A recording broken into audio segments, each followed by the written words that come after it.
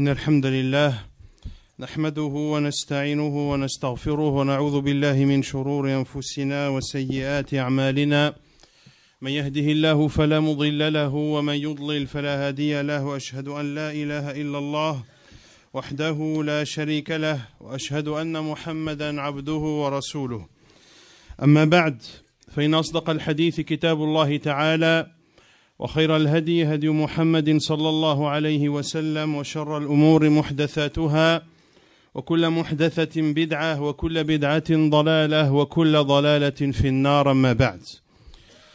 La conférence mensuelle de ce mois d'avril qui a pour titre les devoirs conjugaux en islam. Quand on dit les devoirs conjugaux, ce sont les devoirs qu'a le mari à l'égard de son épouse et les devoirs de l'épouse à l'égard de son mari. Et cette conférence, pour la plupart, est tirée d'un épître ou d'une épître du Cheikh Sulayman al-Ruhayli qui a fait un petit livret qu'il a nommé les devoirs conjugaux. La religion musulmane, l'islam, la religion d'Allah subhanahu wa ta'ala, est une religion qui est une miséricorde pour l'ensemble des mondes. C'est une religion qui procure le bien, une religion qui procure le bonheur, la réussite, et une religion qui pousse sans cesse les musulmans et les musulmanes à se réformer. C'est une religion qui est valable en tout temps, en tout lieu, car c'est une religion légiférée par Allah subhanahu wa ta'ala, le Seigneur des mondes. Et l'humanité ne peut connaître la félicité et ne peut connaître le bonheur qu'en suivant la religion que nous a apportée la meilleure des créatures, qui est Muhammad sallallahu alayhi wa alihi wa sallam. Et il n'y a pas une chose qu'Allah azza wa jal nous a ordonnée sans que cette chose ne comporte des bénéfices et des intérêts nous concernant. Il n'y a pas une chose qu'Allah azza wa jal interdit sans qu'il n'y a dans cette même chose des méfaits et des conséquences néfastes. Et l'islam, comme vous le savez tous, c'est une religion qui nous enseigne toutes choses. Tous les aspects de notre vie, eh bien, nous sont dictés par notre noble religion. L'islam nous enseigne tout ce qui nous concerne, même les choses les plus intimes. Et l'islam donne une importance particulière à la société, pour que la société soit une société bonne, une société qui adore Allah Azza wa Jal et qui se conforme à ses commandements. Et pour qu'une société soit bonne, il faut que les familles qui composent cette même société soient des familles sereines, des familles qui vivent dans la joie, qui vivent dans le bonheur, qui vivent dans la sérénité, qui vivent dans la tranquillité. Et pour que cette famille existe, et pour que cette famille puisse accomplir ce qu'Allah subhanahu wa ta'ala attend d'elle, l'islam a donné une importance particulière au mariage et a défini au mariage des règles, que ce soit avant le mariage ou que ce soit pendant le mariage. Ce mariage, Allah Azza wa Jal nous l'ordonne lorsqu'il dit subhanahu wa ta'ala wa ankihul ayama minkum. Allah Azza wa Jal, selon le sens, nous dit mariez les célibataires d'entre vous. Dans Surat An-Nisa, wa ankihul ayama minkum, c'est pas dans Surat An-Nisa. Et ici, Allah subhanahu wa ta'ala s'adresse aux tuteurs aux représentants légaux de marier al-ayam, qui sont les célibataires. Les célibataires qui sont sous leur responsabilité, dont ils doivent subvenir à leurs besoins, que ce soit un père envers sa fille, ou que ce soit un tuteur envers ses orphelins, envers des orphelins pour laquelle il a la tutelle et la responsabilité. Donc ici, Allah Azza wa Jalla nous ordonne de marier, lorsque ces personnes en ont le besoin, ceux qui sont sous notre tutelle. Et les savants disent que de se marier soi-même lorsque l'on en éprouve le besoin est d'autant plus obligatoire. Et le prophète alayhi salatu wassalam, dans le hadith que vous connaissez tous, s'est adressé aux jeunes et leur a dit: Ya ma'shar al-shabab, ô vous les jeunes, celui qui a la capacité parmi vous, qu'il se marie. Et celui qui ne peut pas, alors qu'il jeûne, car le jeûne, فَإِنَّهُ أَغَضُّ لِلْبَصَرِ وَأَحْسَنُ لِلْفَرْجِ. وَمَنْ لَمْ يَسْتَطِعْ فَعَلَيْهِ بِالصَّوْمِ فَإِنَّهُ لَهُ وِجَاء. Mariez-vous, ô vous les jeunes qui en avez la capacité, car le jeûne permet de baisser le regard et de préserver sa chasteté. Et celui d'entre vous qui n'en a pas la possibilité alors qu'il jeûne, car le jeûne sera pour lui un rempart, c'est-à-dire entre lui et la désobéissance et les péchés. Donc de façon générale, le mariage est une chose bénéfique, est une chose recommandée, et l'islam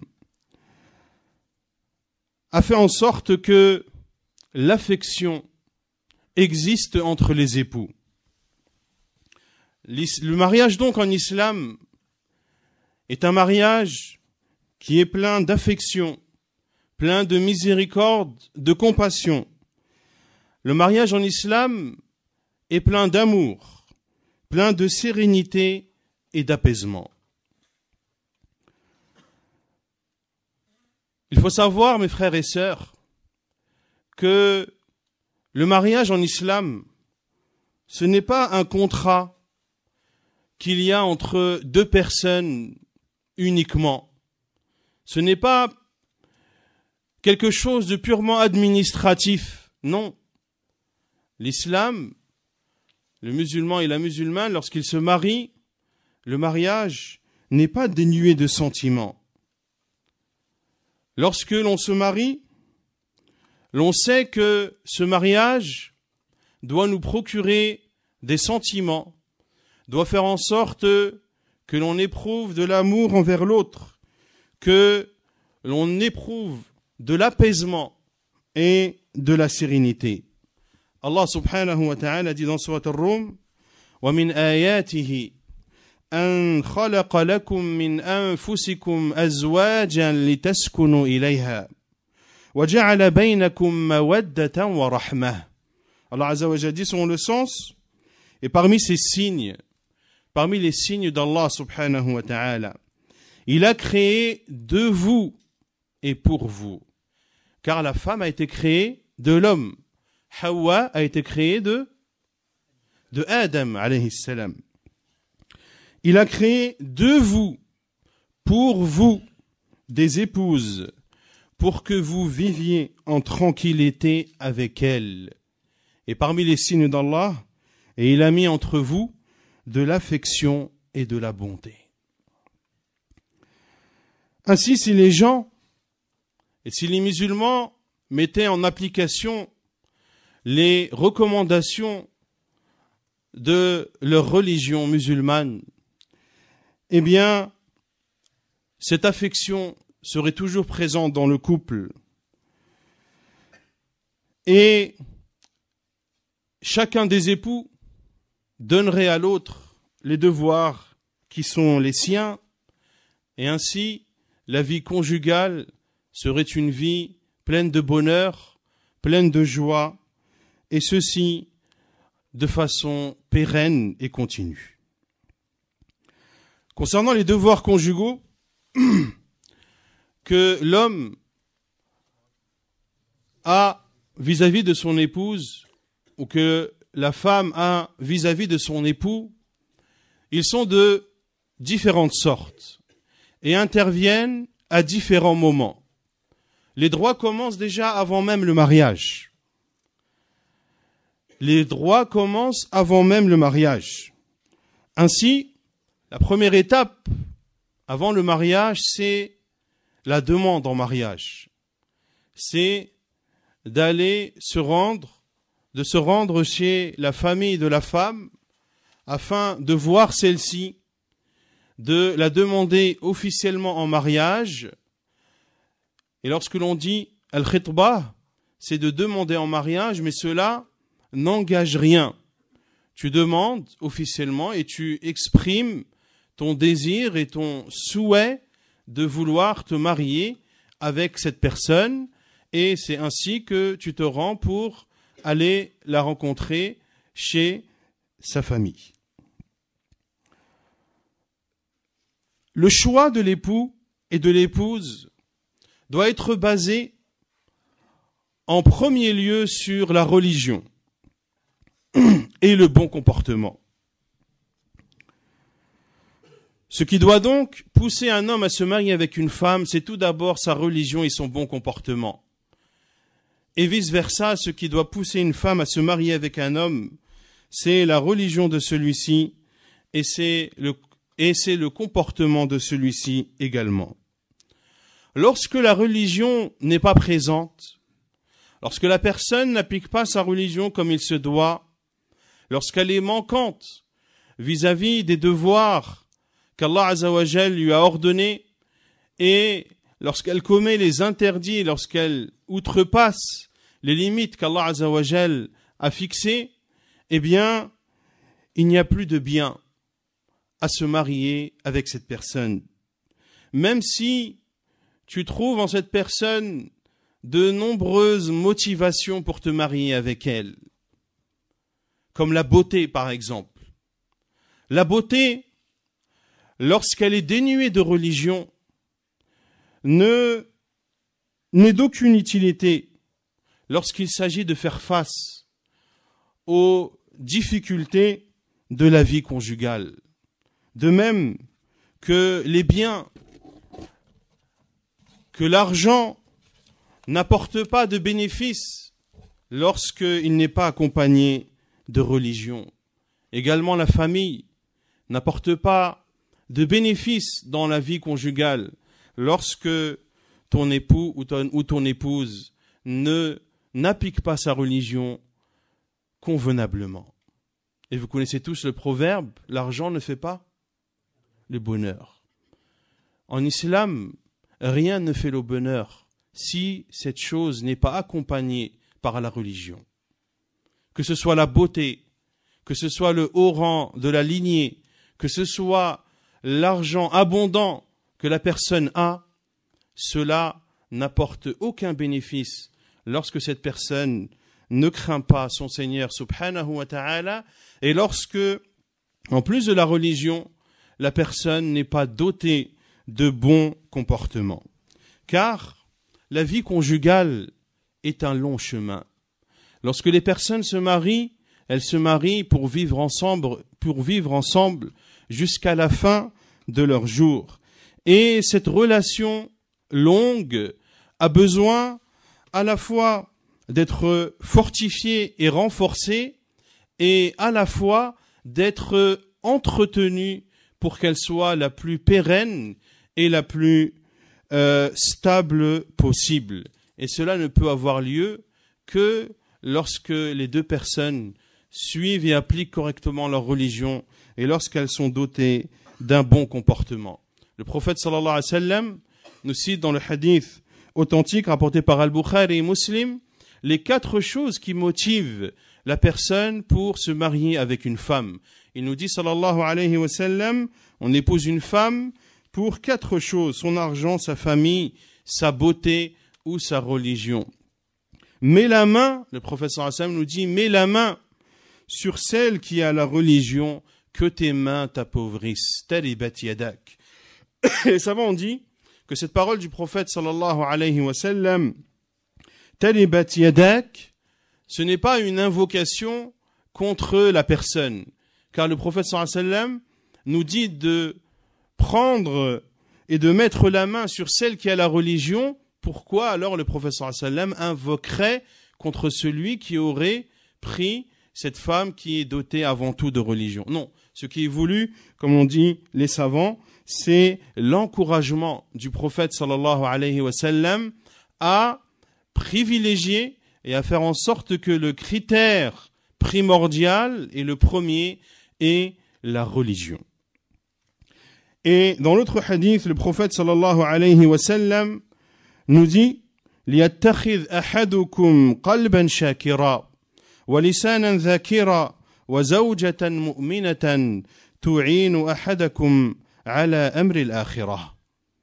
Un hadith immense du prophète sallallahu alayhi wa sallam, rapporté par l'imam At-Tirmidhi dans ses Sunan et jugé bon par bon nombre de savants du hadith, dans lequel le prophète sallallahu alayhi wa sallam nous dit que l'un d'entre vous prenne ou ait en sa possession un cœur reconnaissant et une langue évoquante, qui évoque Allah subhanahu wa ta'ala, et une épouse croyante qui vous aide concernant les affaires de l'au-delà.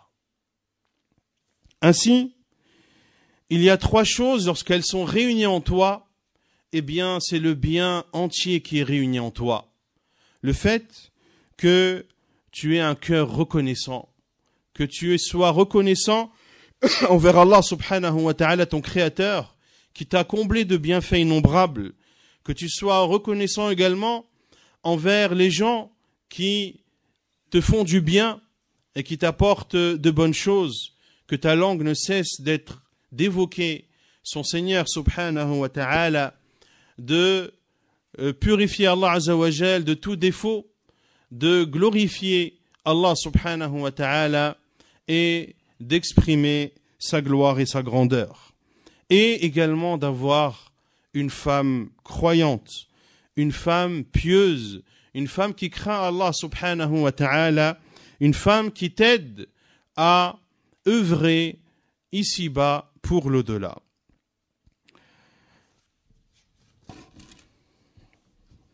Et parmi les droits, au moment de la demande de mariage, et que l'homme, lorsqu'il souhaite effectivement se marier avec une femme, il lui est alors recommandé d'aller la voir. Car le fait d'aller voir la femme avec qui tu souhaites te marier est un moyen qui va permettre que l'affection prenne place et que le mariage qui va en suivre soit durable. Dans le hadith de Mughira ibn Shu'bah radiyallahu anhu, il dit: je suis parti voir le prophète sallallahu alayhi wa sallam, ataytu an-nabiy sallallahu alayhi wa sallam, fadhakartu lahu imra'atan akhtubuha. Et je lui ai parlé d'une femme que j'ai demandé en mariage. Le prophète sallallahu alayhi wa sallam lui a dit: idhhab fanzur ilayha fa innahu ajdaru an yu'dhama baynakuma.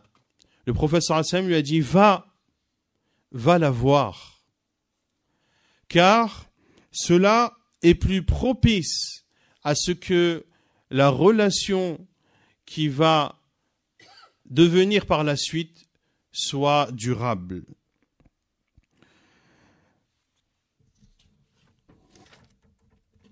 Et bien sûr, le fait d'aller voir la prétendante est conditionné au fait de ne pas se retrouver tête à tête avec elle, mais d'aller la voir en présence d'un de ses mahrams. Car les hadiths du prophète sallallahu alayhi wa sallam qui interdisent de rester tête à tête avec une femme sont généraux et rien ne vient spécifier le hadith dans le fait d'aller voir la femme que l'on désire, avec qui l'on désire se marier. Il n'y a pas de hadith qui vient spécifier que de rester tête à tête avec la femme que l'on demande en mariage est autorisé. Donc l'interdiction reste générale et englobe même celui qui va pour voir sa prétendante.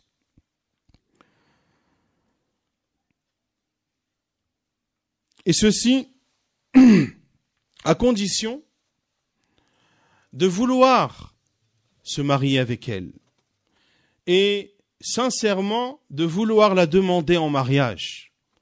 Le prophète sallallahu alayhi wa sallam dit إذا خطب أحدكم امرأة فلا جناح عليه أن ينظر إليها إذا كان ينظر إليها لخطبته وإن كانت لا تعلم. Dans le hadith rapporté par l'imam Ahmad et authentifié par Cheikh Al-Albani, le prophète sallallahu alayhi wa sallam dit, lorsque l'un d'entre vous va demander en mariage une femme, il n'y a pas de mal à ce qu'il la voie. S'il la voit en voulant la demander en mariage, même si elle ne le sait pas, même si elle ne sait pas que tu la vois. Ainsi, il est autorisé en islam pour celui véritablement qui veut demander une femme en mariage, s'il a la possibilité de la voir en cachette, eh bien cela est autorisé. Et le prophète sallallahu alayhi wa sallam a bien conditionné lorsqu'il veut la demander en mariage.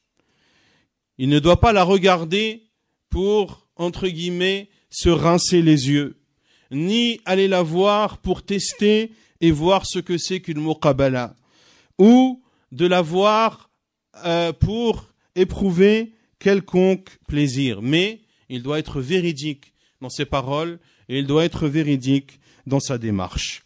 Également, avant le mariage, parmi les droits qu'ont chacun des futurs époux, le fait d'être véridique et de ne rien cacher. Le prophète sallallahu alayhi wa sallam, lorsqu'il nous parle des marchandises que l'on vend et que l'on achète, il nous dit sallallahu alayhi wa sallam al-bay'ani bil khiyar ma lam yatafarraqa, que le vendeur et l'acheteur ont le choix, c'est-à-dire de continuer la vente ou de l'arrêter tant qu'ils ne se séparent pas. فإن صدقا وبينا بورك لهما في بيعهما وإن كذبا وكتما محقت بركة بيعهما. Puis le prophète sallallahu alayhi wa sallam nous dit, s'ils sont explicites et sont véridiques, alors Allah placera la bénédiction dans leurs transactions. Si le vendeur ne cache rien des défauts de la marchandise qu'il vend, si lorsqu'il dit « ma voiture, il n'y a rien à dire », aucune remarque à faire, aucune réparation à faire, s'il est véridique dans cela, eh bien Allah placera la baraka, la bénédiction dans cette transaction. Et si également il montre les défauts, mais tous les défauts, non pas les petits défauts et laisse les grands défauts, non. Le prophète sallallahu alayhi wa sallam dit wa in katama wa kadhaba, et s'il ment et cache, s'il ment au sujet de ce qu'ils vendent, en disant par exemple que c'est une chose authentique, ce n'est pas une, comment on dit ça, une contrefaçon. Et s'il ne cache pas, c'est-à-dire les défauts que peut avoir cette marchandise, alors Allah Azza wa Jal ôte la bénédiction dans cette vente. Ici, le prophète sallallahu alayhi wa sallam nous parle d'un bien que l'on vend et que l'on achète. Que dire de deux personnes, un homme et une femme, qui se rencontrent et qui discutent dans le but de se marier, dans le but de vivre ensemble jusqu'à la fin de leur jour, dans le but de fonder une famille, d'éduquer des enfants, etc. C'est une chose extrêmement importante. Et dans des moments importants comme celui-ci, il n'est pas bon de cacher. Lorsque tu as un défaut qui peut avoir des conséquences sur ton mariage, tu dois le dire. Et tu ne dois pas cacher ou montrer ce que tu n'es pas. Également, parmi les droits, c'est le fait que la dot doit être simple. Elle ne doit pas être astronomique. Car une dot astronomique pourrait faire en sorte que le mari s'endette pour se marier avec cette femme et que par la suite il considère que les ennuis financiers qu'il a ou les soucis qu'il a sont dus à cette dot extrêmement élevée. Également, lorsque la dot est fixée, le mari se doit de la remettre à sa femme. Allah Azza wa Jal dit et donnez aux femmes que vous avez épousées leur dot de bon cœur. Et la dot, l'islam nous a facilité la dot. Tu as le droit soit de retarder le paiement de la dot ou la restitution de la dot si c'est un objet. Tu as le droit de donner une partie au moment de l'acte de mariage et une partie par la suite. Et tu as le droit de retarder après le mariage ou comme tu as le droit avant de faire l'acte de mariage. Mais dans tous les cas, si tu n'as donné qu'une partie ou si tu n'as rien donné au début, c'est une dette que tu dois donner, que tu as envers ton épouse. Que les maris donc craignent Allah subhanahu wa ta'ala. Ceux qui n'ont pas encore donné la totalité de la dot à leur femme après 3 à 4 ans de mariage, qu'ils se posent des questions.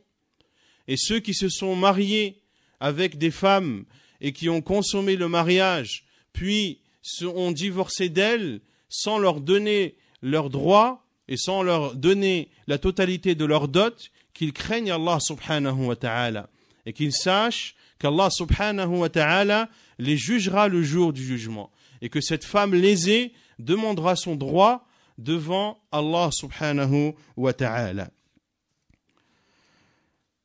Et dans Surat An-Nisa, Allah Azza wa Jalla nous dit selon le sens وَإِنْ أَرَدْتُمُ اسْتِبْدَالَ زَوْجٍ مَكَانَ زَوْجٍ وَآتَيْتُمْ إِحْدَاهُنَّ قِنْطَارًا فَلَا تَأْخُذُوا مِنْهُ شَيْئًا أَتَأْخُذُونَهُ بُهْتَانًا وَإِثْمًا مُبِينًا. Allah Azza wa Jalla dit selon le sens, si vous voulez substituer une épouse à une autre et que vous avez donné à l'une un qintar d'or, c'est-à-dire une quantité extrêmement importante d'argent, c'est-à-dire en guise de dot, n'en prenez rien. Le prendriez-vous par injustice et péché manifeste? Ici, Allah Azza wa Jalla nous dit que lorsqu'un homme est marié avec une femme à qui il a donné une grande somme, une somme importante de dot. Et ici, les savants l'ont déduit que de donner des dots astronomiques n'est pas interdit en islam. Car si c'était interdit, Allah Azza wa Jalla ne l'aurait pas cité dans ce verset. De donner des dots, de se mettre d'accord sur des dots moindres qui ne sont pas astronomiques et ce qui est demandé. Mais le fait qu'une personne donne une grande dot à son épouse n'est pas interdit en soi. Et lorsque tu décides de divorcer de ta femme pour X ou Y raison valable et que tu souhaites te marier avec une autre épouse, tu ne dois pas demander à ton ex-femme, à ta première femme, de restituer la dot ou une partie de la dot, car c'était une somme extrêmement grande. Allah Azza wa Jalla dit أَتَأْخُذُونَهُ بُهْتَانًا وَإِثْمًا مُبِينًا. Le prendriez-vous par injustice et péché manifeste? Également, lorsque les deux prétendants se mettent d'accord sur des conditions, lorsque la femme pose des conditions et que l'homme pose des conditions, est-ce que quelque chose, avant que tu sois marié, t'oblige d'accepter ces conditions? Oui ou non? Ta femme te dit, je me marie, mais je veux vivre chez moi, dans mon appartement. Je ne veux pas vivre chez tes parents. Le mari, est-ce qu'il est obligé d'accepter ou pas? Non. Soit tu acceptes, et dans ce cas, tu respectes la condition que ta femme t'a donnée, ou soit tu n'acceptes pas, et dans ce cas, tu vas chercher une autre femme avec qui te marier. Mais à partir du moment où l'un des deux prétendants pose ces conditions, et que toi, tu as le choix d'accepter ou de refuser, et que tu acceptes la condition qui t'est donnée, tu dis oui, j'accepte, eh bien, tu te dois obligatoirement de respecter cette condition. Le prophète sallallahu alayhi wa sallam nous dit أحق الشروط أن توفوا به ما استحللتم به الفروج. Les droits qui méritent le plus d'être donnés et d'être mis en pratique, ou les conditions qui méritent le plus d'être appliquées, ce sont les conditions à travers lesquelles vous vous êtes autorisés les femmes. Mastahlaltum bihil furuj. Et combien d'époux et d'épouses ont des manquements vis-à-vis des conditions qui ont été fixées avant le mariage. Et certaines conditions peuvent même remettre en cause la validité du mariage, lorsque cela est explicitement cité. Lorsque le mari dit à sa femme « j'ai telle et telle condition », si tu ne respectes pas cette condition, eh bien, le mariage sera remis en cause. Et vice-versa la femme. Si tu acceptes la condition en ces termes, eh bien, il est possible que le mariage ne soit pas valide par la suite. Si, bien sûr, tu ne respectes pas la condition fixée. Également, parmi les droits, c'est le fait que le mariage soit fait avec consentement. Et ceci concerne les tuteurs, ceux qui ont l'autorité sur les femmes, de ne pas forcer les femmes à se marier.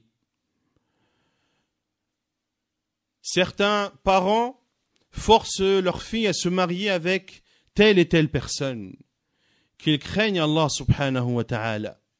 Cela n'est pas autorisé en islam, surtout lorsque la femme ou la fille est prise au chantage. Lorsque son père lui dit « Si tu ne te maries pas avec lui, je divorce de ta mère. » Ou « Si tu ne te maries pas avec lui, eh bien, je ne te considérerai plus comme ma fille. »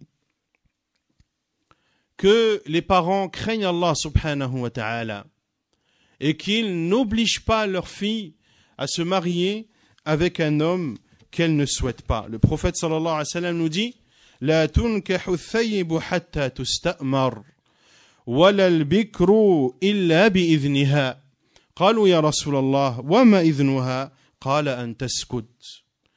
وفي حديث ابن عباس أن جارية بكرا أتت النبي صلى الله عليه وسلم فذكرت أن أباها زوجها وهي كارهة فخيرها النبي صلى الله عليه وسلم. Le prophète sallallahu alayhi wa sallam nous dit que l'on ne doit pas marier une femme qui a déjà été mariée sans qu'elle n'en donne l'ordre. Hatta tusta'mar. C'est-à-dire que c'est elle qui doit donner le feu vert pour que l'on la marie.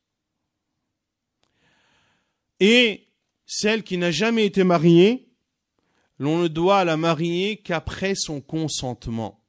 Ils ont dit, ô envoyé d'Allah, et quel est son consentement? Il a répondu, sallallahu alayhi wa sallam, c'est qu'elle se taise.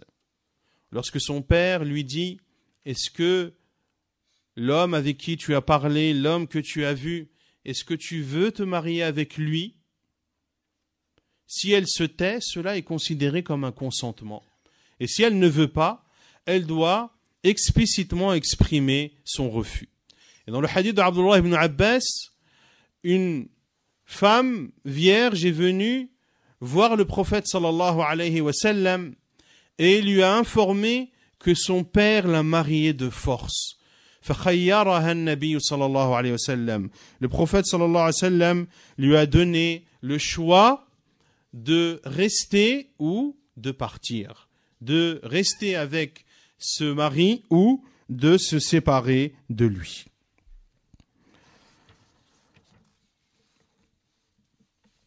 Également, parmi les droits des époux, au moment où ils se marient, le fait qu'ils annoncent le mariage à travers la walima, comme l'a dit le prophète sallallahu alayhi wa sallam, a'linul nikah, exprimer et diffuser le mariage. Et ceci pour montrer la joie et le bonheur et pour que tout le monde soit au courant qu'un tel s'est marié avec un tel. Et le prophète sallallahu alayhi wa sallam nous dit « Awlim walaw bishah » fais une walima ne serait-ce qu'avec une brebis. Et le prophète sallallahu alayhi wa sallam, la walima, la fête de noces la plus prestigieuse qu'il a offerte à ses épouses, sallallahu alayhi wa sallam, est la fête de noces de Zaynab, radiyallahu ta'ala anha. Anas ibn Malik, radiyallahu anhu, dit « Je n'ai jamais vu le prophète, sallallahu alayhi wa sallam, faire une fête de noces pour un de ses mariages comme il l'a fait pour le mariage avec Zaynab. » Quelle était la fête de noces du prophète sallallahu alayhi wa sallam suite à son mariage avec Zaynab radiyallahu ta'ala anha? Anas radiyallahu anhu dit فَإِنَّهُ ذَبَحَ شَاهٍ. Le prophète sallallahu alayhi wa sallam a sacrifié une brebis. Ceci est la walima du prophète sallallahu alayhi wa sallam, la plus prestigieuse de ces fêtes de noces sallallahu alayhi wa sallam, était de sacrifier une brebis. Cela nous montre que il ne sert à rien de faire preuve d'extravagance lorsqu'il s'agit des fêtes de noces. Il n'est pas bon ou il n'est pas recommandé d'abuser dans les dépenses qui sont faites lors de la fête de noces. Et ceci, bien sûr, lorsque il n'y a pas d'excès dans les nourritures et dans les boissons. Car lorsqu'il y a de l'excès, l'on frappe alors à la porte de l'interdit. وَكُلُوا وَاشْرَبُوا وَلَا تُسْرِفُوا إِنَّهُ لَا يُحِبُّ الْمُسْرِفِينَ. Et mangez, buvez, et ne faites pas preuve d'excès, car Allah n'aime pas les gaspilleurs et ceux qui font preuve d'excès. Donc ceci étaient les devoirs avant le mariage, pendant l'acte du mariage, et viennent ensuite les devoirs pendant le mariage lui-même. Lorsque les époux, l'homme et la femme se sont mariés, et lorsqu'ensemble, ils ont pris place dans cette embarcation qui a, selon ce qu'Allah Azza wa Jal leur a réservé,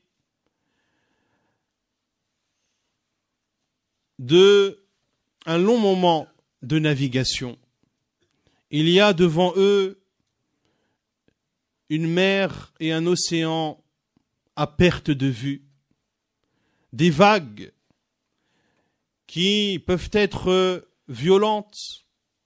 Durant ce voyage dans cette embarcation, les époux devront faire face à des vents violents. Ils connaîtront des moments de joie, ils connaîtront également des moments de peine et de douleur. Ils connaîtront des moments de colère. Ils connaîtront des moments de satisfaction. Et pour préserver l'intégrité de cette embarcation, les deux époux se doivent de mettre en place les mesures de sécurité. Doivent mettre en place les mesures de sécurité qui vont garantir que cette embarcation ne coulera pas un jour ou l'autre. Et cela ne peut avoir lieu que lorsque ces deux personnes qui ont pris place dans cette embarcation s'entraident les uns les autres jusqu'à arriver, par la volonté d'Allah subhanahu wa ta'ala, à la fin de leur voyage. Et on espère tous que notre destinée soit le paradis immense d'Allah Azza wa Jal, qu'Allah Azza wa Jal nous accorde cette grâce. Ainsi, le mari et la femme se doivent de connaître et de comprendre les droits et les devoirs de chacun. Et que ces droits et ces devoirs, lorsque l'on les met en pratique et lorsque l'on s'acquitte de ces devoirs, l'on le fait pour se rapprocher d'Allah subhanahu wa ta'ala. Et lorsque tu t'acquittes de tes devoirs, toi le mari et toi la femme, tu espères à travers cela la récompense d'Allah subhanahu wa ta'ala. On va citer en premier lieu les devoirs de la femme envers son époux, ou, autrement dit, les droits du mari sur sa femme. Les droits du mari sur sa femme. La femme musulmane est une femme qui, sans cesse, se rapproche d'Allah subhanahu wa ta'ala, en donnant au mari les droits qui sont les siens. Et à travers cela, elle espère la récompense d'Allah azza wa jal et espère entrer dans son vaste paradis subhanahu wa ta'ala. Ainsi, la femme qui donne à son mari les droits qui sont les siens ne le fait pas en contrepartie. Si mon mari me donne mes droits, je lui donne les siens. S'il ne me donne pas mes droits, je ne lui donne pas les siens. S'il me donne une partie de mes droits, je lui donnerai une partie des siens. Non. Lorsqu'une femme donne au mari les droits qui sont les siens, elle le fait sans contrepartie. Car ce qui la pousse à le faire, c'est l'agrément et la satisfaction d'Allah subhanahu wa ta'ala. Et le prophète sallallahu alayhi wa sallam nous dit « Innama alaykum ma hummiltum wa alayhim ma hummilu » À la base, ce hadith concerne les gouverneurs. Le prophète sallallahu alayhi wa sallam nous dit « Assumez ce dont vous êtes chargés et qu'ils assument ce dont ils sont chargés. » Mais cela s'applique également sur le mari et la femme. Que le mari assume ses devoirs et que la femme assure ses devoirs également. Et la femme qui donne à son mari ses droits est persuadée qu'Allah subhanahu wa ta'ala ne laissera pas perdre la récompense de celui qui fait du bien. Et la femme, lorsqu'elle donne à son mari ses droits, elle sait, cette femme musulmane, cette femme vertueuse, elle sait que l'islam a donné une immense importance aux droits du mari. Le prophète sallallahu alayhi wa sallam nous dit « لو كنت آمرا أحدا أن يسجد لأحد لأمرت المرأة أن تسجد لزوجها » Il dit sallallahu alayhi wa sallam, si j'avais ordonné à une personne de se prosterner devant une autre, j'aurais ordonné à la femme de se prosterner devant son mari. Et le prophète sallallahu alayhi wa sallam nous dit dans un autre hadith que les femmes se doivent d'avoir à l'esprit tout le temps, un hadith authentique rapporté par Al-Hakim dans son Mustadrak et l'imam Al-Tabarani également, un hadith authentifié par Sheikh Al-Albani rahimahullah, dans lequel le prophète sallallahu alayhi wa sallam nous dit لا تجد امرأة حلاوة الإيمان حتى تؤدي حق زوجها. La femme ne goûtera la douceur de la foi que lorsqu'elle aura donné à son mari les droits qui sont les siens. Ainsi, pour qu'une femme musulmane goûte à la douceur de la foi, elle se doit de donner à son mari ses droits. Et il dit aussi sallallahu alayhi wa sallam Al-mar'atu la tuaddi haqqa Allahi hatta tuaddi haqqa zawjiha. La femme ne remplira ses devoirs vis-à-vis d'Allah que lorsqu'elle aura rempli ses devoirs vis-à-vis de son mari. Ainsi, une femme musulmane, la femme vertueuse, la femme bénie, est celle qui ne considère pas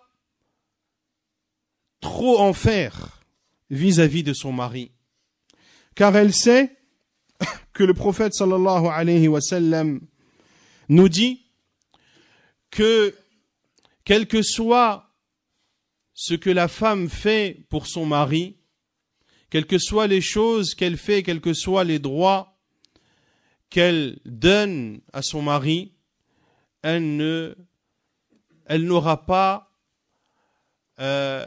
fait tout ce que son mari mérite. Et la preuve est l'autre hadith où le prophète sallallahu alayhi wa sallam dit, si j'avais ordonné à un être humain de se prosterner devant un autre être humain, j'aurais ordonné à la femme de se prosterner devant son mari, de par les immenses droits qu'il a envers elle. Les immenses droits que le mari a envers son épouse. La femme musulmane, lorsqu'elle donne à son mari ses droits, elle ne le fait pas pour ensuite lui dire « Tu as vu, je t'ai donné telle et telle chose, je t'ai fait telle et telle chose », ce qu'on appelle « al-man » en islam. Car la femme musulmane fait cela, comme je l'ai dit, en suivant les prescriptions de notre noble religion et en suivant les recommandations du prophète sallallahu alayhi wa sallam. Que la femme donc ne prête pas attention à ceux qui viendraient lui faire minimiser ou lui faire baisser la valeur des droits de son mari. Car cette personne n'apportera que des idées diaboliques. Des idées qui, en apparence, ont l'apparence de la miséricorde, des idées qui ont l'apparence des droits de l'homme et des droits de la femme, des recommandations qui, en apparence, donnent à la femme une certaine émancipation, mais en réalité, ce ne sont que des idées diaboliques, ce ne sont que des recommandations qui ont pour but de détruire la relation conjugale entre une femme et son époux. L'islam donne des droits au mari. La femme musulmane prend en compte ses droits, car c'est le prophète sallallahu alayhi wa sallam qui lui expose les droits des maris. Et la femme ne peut remettre en cause cela. Elle ne peut tendre l'oreille à des personnes aux idées sataniques et délaisser les paroles de la meilleure des créatures, le prophète sallallahu alayhi wa sallam. Et par la grâce d'Allah, la femme musulmane n'est pas stupide. La femme musulmane n'est pas bête. La femme musulmane n'est pas naïve face aux attaques qu'elle entend concernant les femmes musulmanes. Car la femme musulmane sait qu'elle a un rôle important dans son foyer. Elle sait qu'elle a un rôle important dans son couple. Et elle sait que c'est un moyen, si ce n'est le moyen locomoteur de l'émancipation et de l'évolution de la communauté musulmane. Car qui éduque les enfants? Qui éduque les enfants? En grande partie, ce sont les femmes. Ce sont elles, donc, qui sont la base de la société. Ce sont elles qui sont à la base de la famille. Ce sont elles qui éduquent les enfants.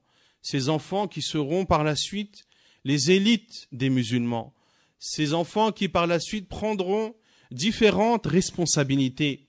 Et je le dis souvent, combien de savants éminents de l'islam sont orphelins de père. Et ils ont atteint ces hautes sphères dans la science et dans la spiritualité, dans la piété, par la grâce d'Allah Azzawajal, puis par la cause de leur mère, qui ont pris soin d'eux et qui leur ont fait aimer la science et qui les ont encouragés à apprendre la religion d'Allah Azzawajal jusqu'à devenir des guides pour les musulmans et dont les musulmans profitent de leur science même après leur mort. Et le prophète sallallahu alayhi wa sallam nous dit Al-mar'atu ra'iyatun fi bayti zawjiha wa mas'ulatun 'an ra'iyatiha, que la femme est bergère dans la maison de son mari et elle est responsable de ceux qui sont sous sa charge.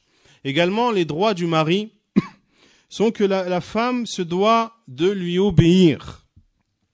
Lorsqu'il n'y a pas dans cela une désobéissance à Allah subhanahu wa ta'ala. Le prophète sallallahu alayhi wa sallam a été questionné sur la meilleure des femmes. Il a répondu, c'est celle qui obéit à son mari lorsqu'il l'ordonne. La femme donc, vertueuse, est celle qui obéit à son mari, en espérant obtenir et faire partie de celles dont le prophète sallallahu alayhi wa sallam a dit qu'elles font partie des meilleures des femmes. Et également la femme obéit à son mari car elle souhaite entrer au paradis. Le prophète alayhi salatu wa sallam nous dit, lorsque la femme prie ses 5 prières, lorsqu'elle jeûne son mois du Ramadan, lorsqu'elle fait preuve de chasteté, lorsqu'elle obéit à son mari, il lui sera dit alors, entre au paradis par la porte que tu désires. Entre au paradis par la porte que tu désires. Une femme qui obéit à son mari est également une femme qui a peur de la colère d'Allah et qui a peur du châtiment d'Allah subhanahu wa ta'ala si elle était amenée à désobéir à son mari. Le prophète sallallahu alayhi wa sallam nous dit dans un hadith extrêmement important et que malheureusement l'on n'entend pas assez. Le hadith rapporté par l'imam At-Tirmidhi et authentifié par Sheikh Al-Albani rahimahullah, dans lequel le prophète sallallahu alayhi wa sallam nous dit Ashaddu an-nasi 'adhaban yawm al-qiyamati ithnan. Les gens qui subiront le plus dur châtiment le jour du jugement sont 2 types de personnes. Imra'atun 'asat zawjaha, une femme qui a désobéi à son mari. Wa imamun amma qawman wa hum lahu karihun, et un imam qui préside et qui prend la responsabilité devant des gens alors qu'ils le détestent, alors que les gens le détestent. Ainsi, la femme vertueuse obéit à son mari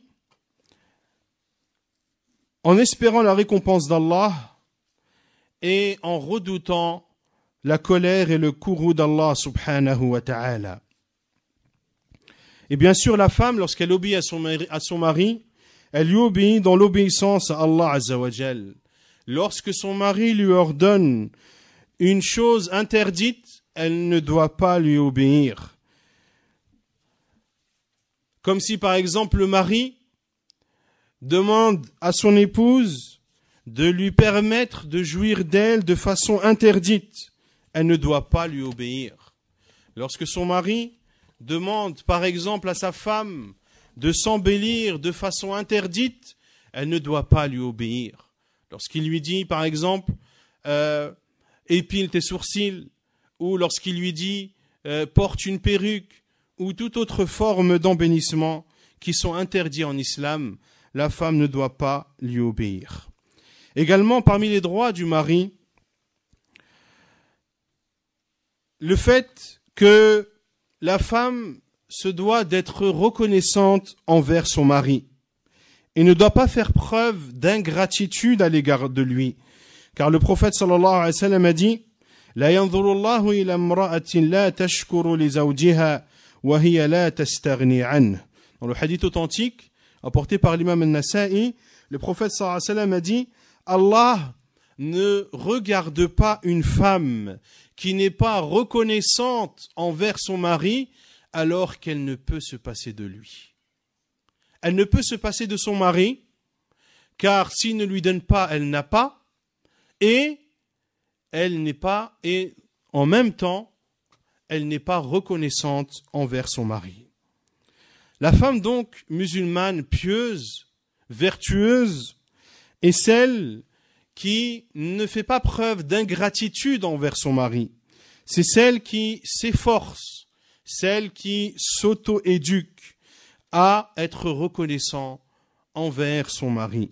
Le prophète sallallahu alayhi wa sallam a dit « Ra'aytu an-nara falam ara qattu kal-yawmi afdha wa ra'aytu akthara ahliha an-nisa » Il dit sallallahu alayhi wa sallam « J'ai vu l'enfer et je n'ai jamais vu et je n'ai jamais rien vu d'aussi effrayant.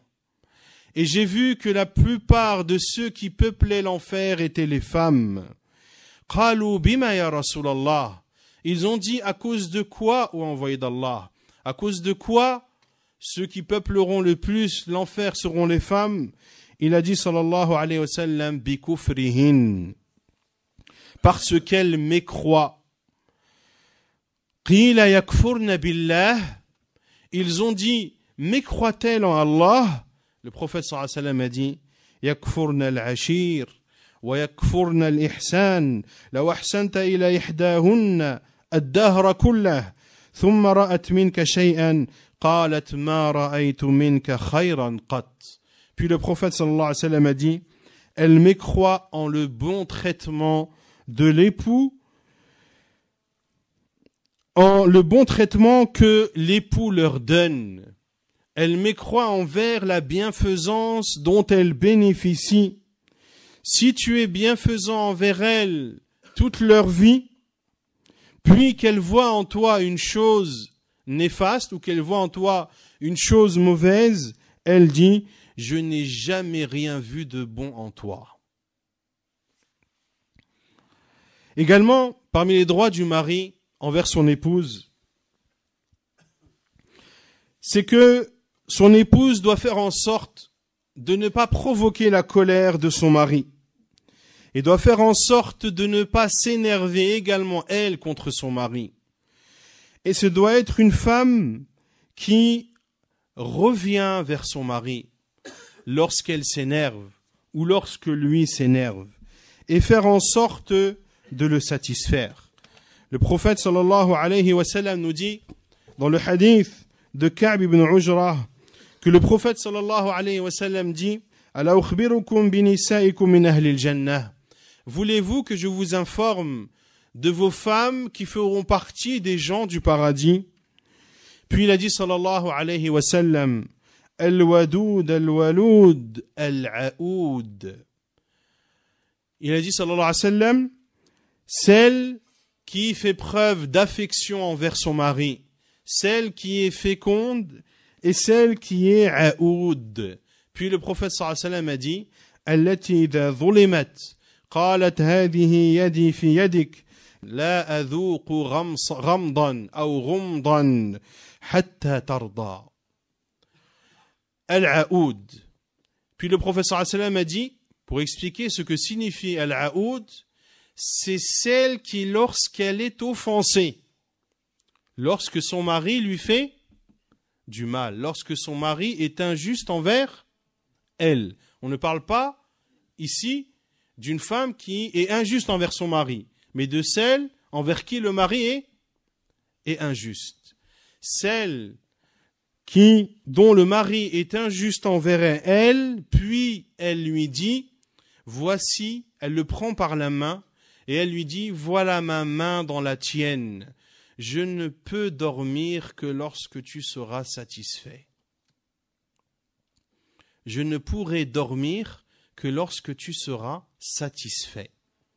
Regardez ce comportement que le prophète sallallahu alayhi wa sallam qualifie comme étant le comportement des femmes qui habiteront le paradis.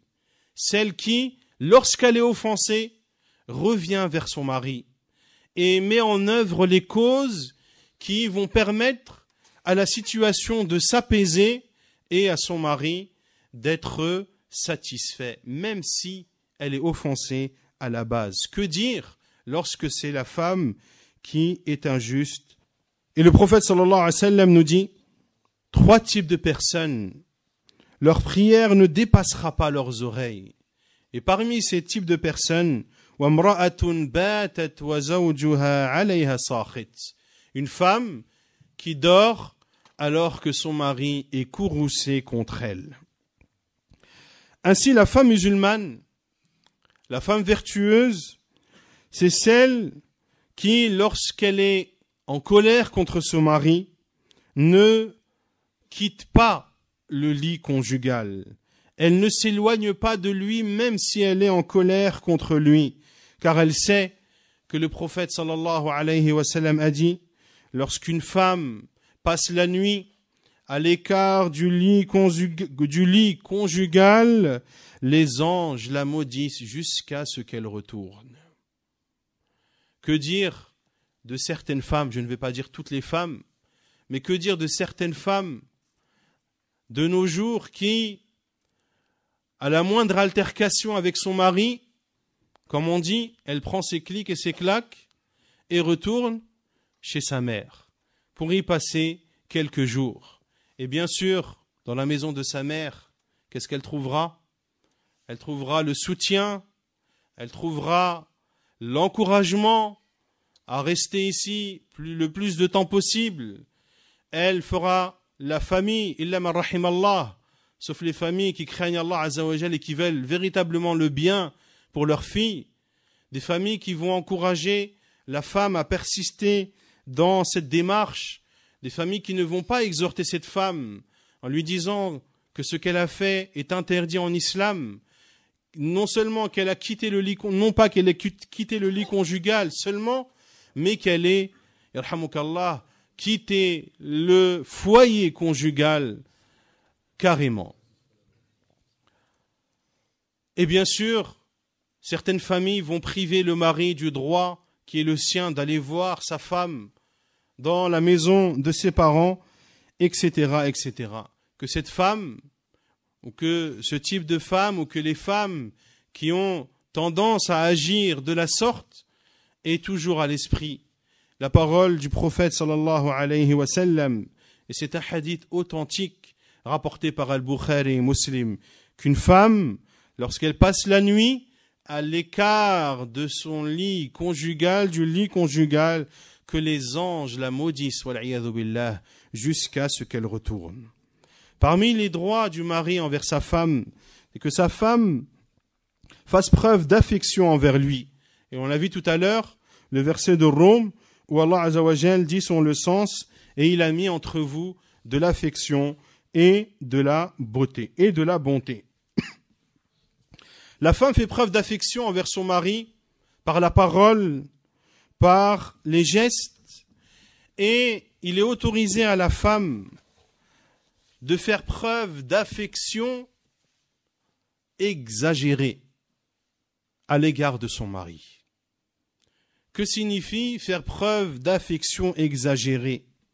Le prophète sallallahu alayhi wa sallam autorise le mensonge lorsqu'il s'agit de paroles que le mari adresse à sa femme et les paroles que la femme adresse à son mari. Et lorsque je dis des paroles, ce sont des paroles élogieuses.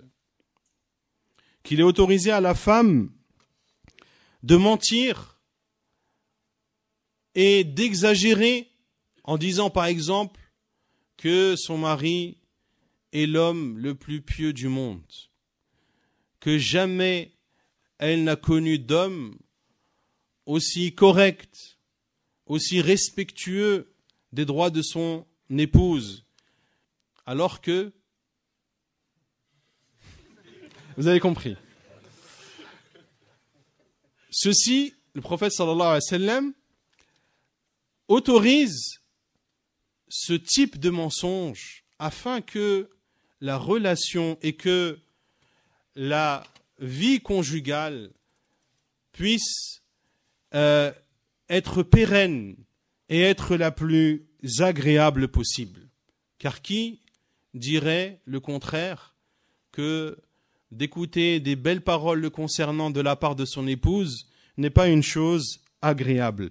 Et ceci fait en sorte que l'affection prenne place et que l'affection soit entretenue et que les sentiments soient préservés. Également, la femme fait preuve d'affection par des actes, notamment en s'embellissant pour son mari. Le prophète sallallahu alayhi wa sallam, lorsqu'il a été questionné sur les meilleures des femmes, a dit « Allati tuti'u zawjaha idha amar wa tasurruhu idha nadhar » C'est celle qui écoute son mari et obéit à son mari lorsqu'il l'ordonne et qui le réjouit quand il la voit. Qui réjouit son mari lorsqu'il voit sa femme. C'est-à-dire une femme qui s'embellit. Une femme qui s'embellit pour son mari. Une femme qui fait en sorte que son mari n'entende pas d'elle de mauvaises paroles. Une femme qui fait en sorte que son mari ne la voit pas dans des situations ou sous une apparence qui n'est pas agréable, voire détestable. Également, parmi les droits du mari envers son épouse, le fait qu'elle préserve son honneur et qu'elle n'expose pas son mari aux tentations. Le prophète alayhi salatu wassalam a été questionné sur les meilleures femmes, il a dit, c'est celle qui obéit à son mari lorsqu'il lui ordonne, celle qui le réjouit lorsqu'il la voit, celle qui le préserve en sa personne et qui préserve ses biens. C'est-à-dire une femme qui se préserve elle-même. Et en se préservant elle-même, elle préserve l'honneur de son mari. Car une femme qui ne se préserve pas, est-ce qu'elle porte atteinte à l'honneur de son mari? Oui. Et le prophète sallallahu alayhi wa sallam nous dit dans le hadith authentique qu'une femme qui retire ses vêtements dans une maison autre que la maison de son mari, qu'elle a alors rompu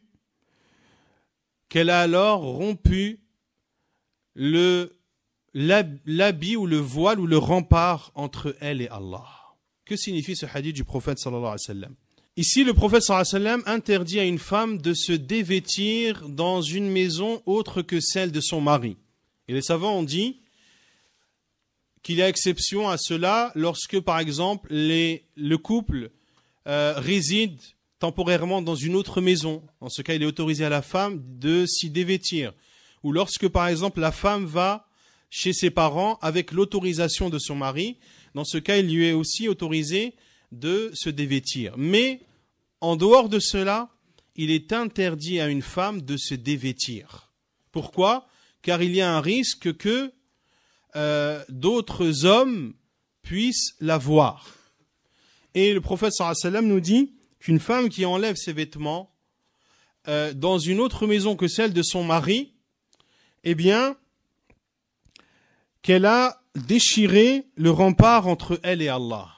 Les savants ont expliqué cela en disant que parmi les vêtements qu'Allah Azza wa Jal a donnés à l'être humain, وَلِبَاسُ التَّقْوَى خَيْرٌ, et le vêtement de la piété est meilleur. Et le fait qu'une femme se dévêtisse à l'extérieur de la maison de son mari est une forme de déshonneur et de trahison à l'égard de son mari, et Allah Azza wa Jal lui ôte ce vêtement de la piété. Lui ôte ce vêtement de la piété. Également, la femme se doit de ne pas exposer son mari à des tentations. Ainsi, le prophète sallallahu alayhi wa sallam nous interdit à une femme de décrire une autre femme à son mari.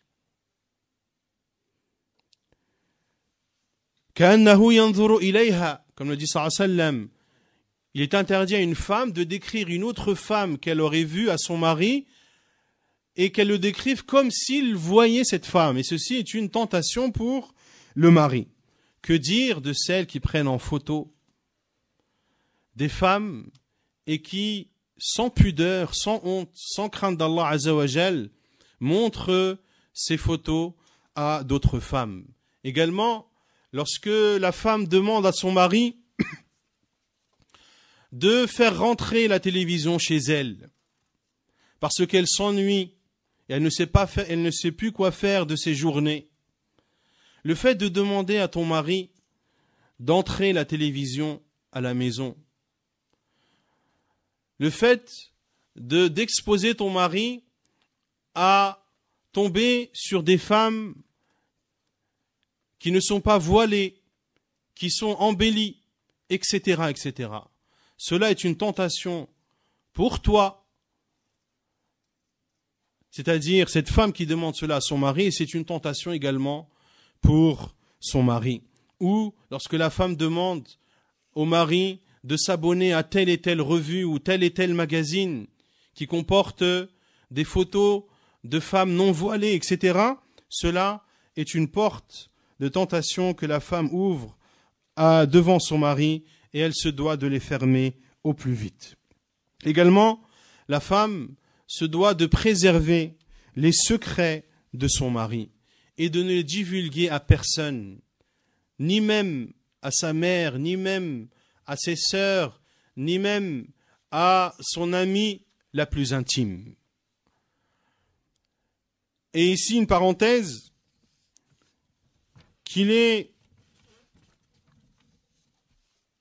l'on remarque souvent que les problèmes de couple, surtout au début du mariage, sont envenimés par la belle famille. Pourquoi ? Car la femme qui se marie, lorsqu'elle n'est pas mûre ou lorsqu'elle constate que son mari n'était pas exactement comme elle l'imaginait ou comme elle le souhaitait et qu'elle remarque en lui des défauts, elle s'empresse d'aller tout rapporter à sa mère. Et bien sûr, elle trouvera en sa mère, illa man rahimallah, la plus mauvaise conseillère. Une mère qui va considérer que sa fille chérie est victime de beaucoup d'injustices, que son mari est un barbare, que son mari est en train de persécuter sa fille, etc., etc. Il faut faire preuve de retenue. Et ceci est un conseil aux sœurs. Il faut faire preuve de retenue dans les premières années du mariage. Lorsque tu as un problème avec ton mari, ou lorsque tu vois en lui des choses qui te déplaisent, parle-lui-en directement. Ouvre le dialogue avec lui. Trouve en ton mari le meilleur interlocuteur. Et si les choses sont graves, et si malgré les différents dialogues et discussions, les choses ne s'améliorent pas, et qu'elle demande à ce que les familles interviennent, ceci est légiféré. فَابْعَثُوا حَكَمًا مِنْ أَهْلِهِ وَحَكَمًا مِنْ أَهْلِهَا. Allah Azza wa Jal dit, et apportez des juges de sa famille, de l'homme, et des juges de sa famille, de la femme. إِنْ يُرِيدَ إِصْلَاحًا يُوَفِّقِ اللَّهُ بَيْنَهُمَا. S'ils veulent la réconciliation, Allah fera en sorte qu'ils se réconcilient. Mais d'emblée, aller raconter à sa mère ou à ses sœurs tout ce que son mari fait comme chose mauvaise ou comme chose détestable, cela n'est pas un bien en soi. En tout cas, ce n'est pas la première solution à envisager. Également, la femme se doit de préserver l'intégrité de la maison de son mari et de ne faire entrer dans la maison de son mari que les personnes que son mari accepte.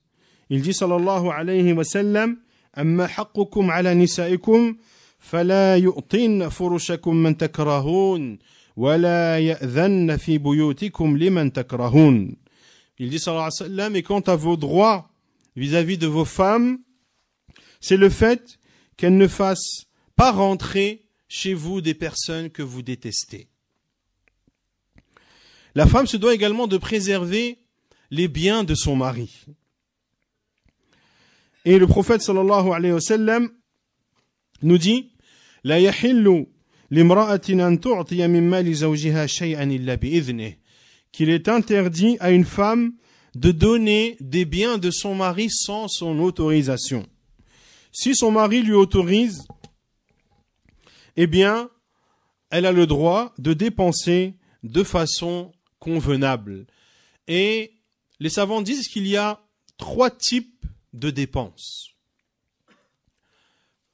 La première type de dépense, c'est lorsque le mari autorise à son épouse de dépenser telle et telle somme pour telle et telle chose. Donc c'est une autorisation qui est précise. Alors les savants disent que la femme qui donne cet argent, par exemple, si le mari lui dit tu as le droit de donner tel et tel argent à telle et telle personne, la femme qui obéit à son mari et qui donne la somme convenue à la personne convenue, eh bien, les savants disent que la femme a la récompense complète et le mari a la récompense complète. Ça, c'est lorsque c'est une autorisation précise. Lorsque le mari autorise de façon inconditionnelle à sa femme de dépenser et de donner de ses biens et de son argent. Lorsque la femme donne de l'argent de son mari pour laquelle elle a une autorisation inconditionnelle, les savants disent qu'elle a la moitié de la récompense pour avoir donné, pour avoir pris l'initiative de donner, et le mari a la moitié de la récompense car c'est lui qui a eu en sa possession ses biens. Et le troisième cas, c'est la femme qui dépense des biens de son mari sans son autorisation. Ici, les savants disent que la femme qui donne de l'argent de son mari sans son autorisation, que le mari a la récompense de ce don et que la femme a le péché. Et que la femme a un péché car elle a utilisé de l'argent sans l'autorisation. Exception à cela, lorsque le mari ne subvient pas aux besoins obligatoires de sa femme. Alors le prophète sallallahu alayhi wa sallam a autorisé à la femme de prendre de l'argent de son mari, ce qui lui suffit à elle et à ses enfants. Également, la femme ne doit pas jeûner un jeûne surérogatoire sans l'autorisation de son mari. De même que la femme doit faire preuve d'indulgence envers son mari et fermer les yeux sur certains de ses dérapages. Elle doit faire en sorte que son mari ne sente et ne voit que des bonnes choses. Et vous m'avez compris, lorsque je dis qu'il ne sente et qu'il ne voit que des bonnes choses. Donc de façon générale, la femme qui met en pratique ses devoirs à l'égard de son mari est une femme qui va œuvrer à ce que la relation conjugale soit une relation heureuse. Et lorsque les femmes délaissent les droits de leur mari, alors c'est là où l'on constate malheureusement des divorces et des scissions.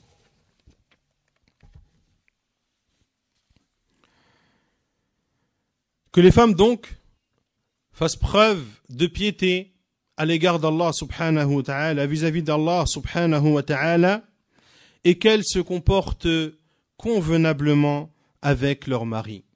Ainsi doivent être les femmes vertueuses, pieuses, et elles ne doivent pas être des femmes misérables, des femmes qui ont un comportement regrettable, celles qui veulent avoir la suprématie, sur leur mari.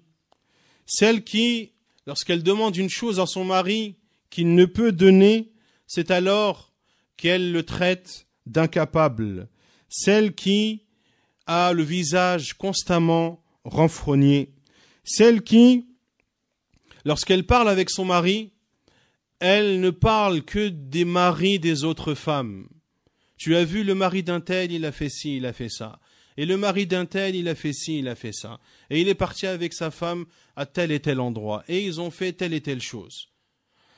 La femme musulmane n'est pas celle qui se considère comme étant prisonnière chez elle, qui ne prend pas soin de son apparence et qui ne se parfume pas pour son mari. Ce n'est pas celle qui, constamment, dans la maison conjugale, a les cheveux ébouriffés et porte des vêtements délabrés. La femme musulmane n'est pas cette femme misérable qui consacre le bien qu'elle a en elle pour les gens et le mal qu'elle a en elle pour son mari. Lorsqu'elle rencontre ses amis, alors c'est une personne souriante, c'est une personne joyeuse, c'est une personne bonne vivante. Les personnes qui la côtoient et qui sont dans ses assises ne se lassent aucunement de sa compagnie. Mais lorsqu'elle entre chez elle, c'est alors une bête féroce qui se comporte mal vis-à-vis de son mari et profère sur lui ou contre lui des paroles malsaines. Que la femme qui est ainsi se remette en cause, car c'est une femme qui contredit sa religion, c'est une femme qui provoque la colère de son Seigneur, et c'est une femme qui doit prendre en considération que la vie est éphémère et qu'elle devra rendre compte un jour devant son Seigneur subhanahu wa ta'ala.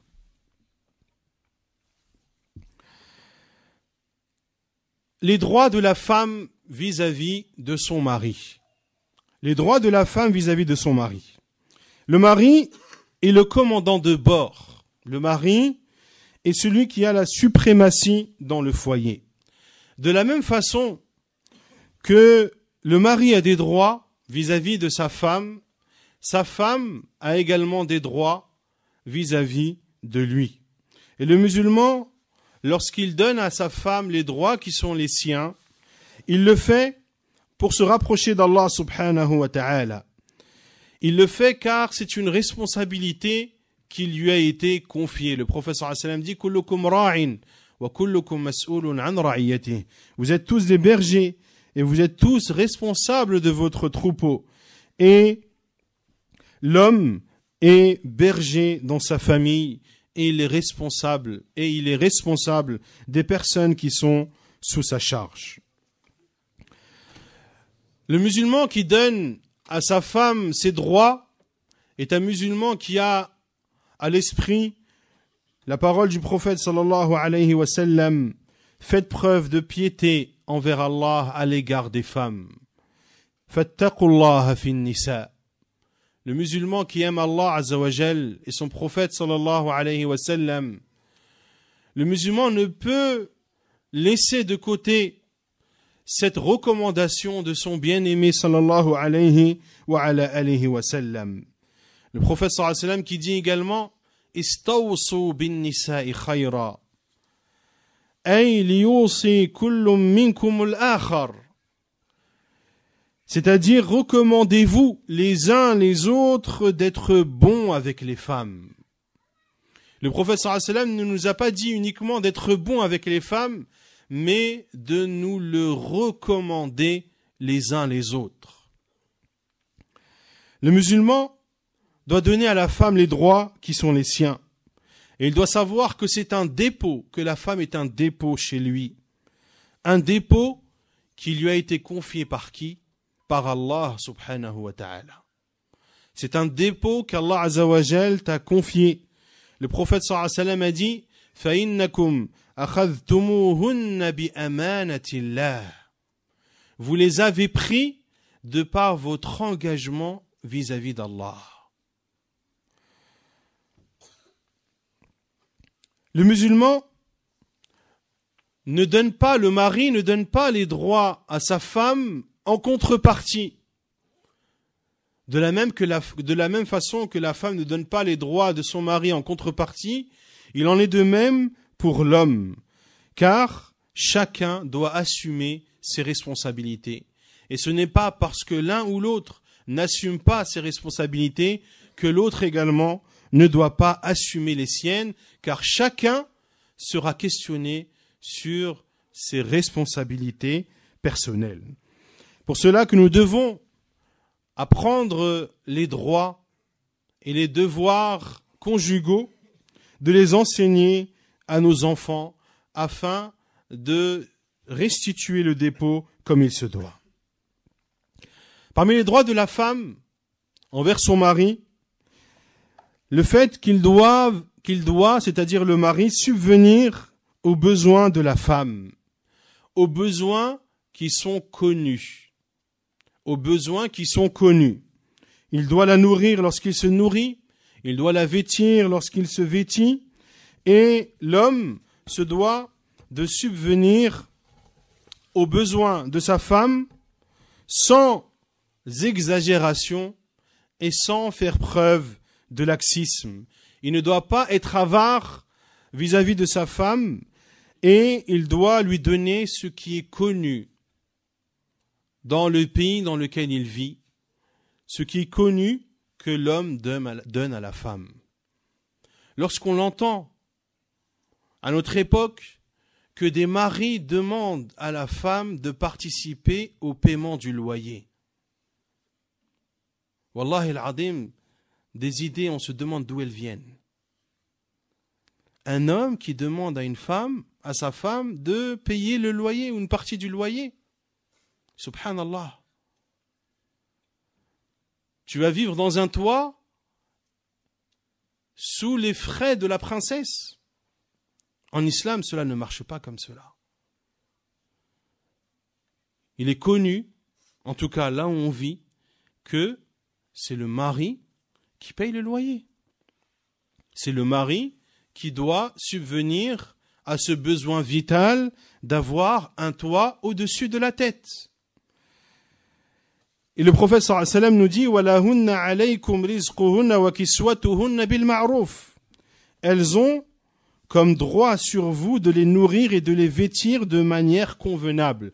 De manière convenable, c'est-à-dire ce qui est connu comme le fait que l'homme doit offrir à sa femme, ce qui est connu comme devoir du mari à l'égard de sa femme. Il doit la nourrir, il doit la vêtir, il doit la loger, et il doit subvenir à ses besoins essentiels.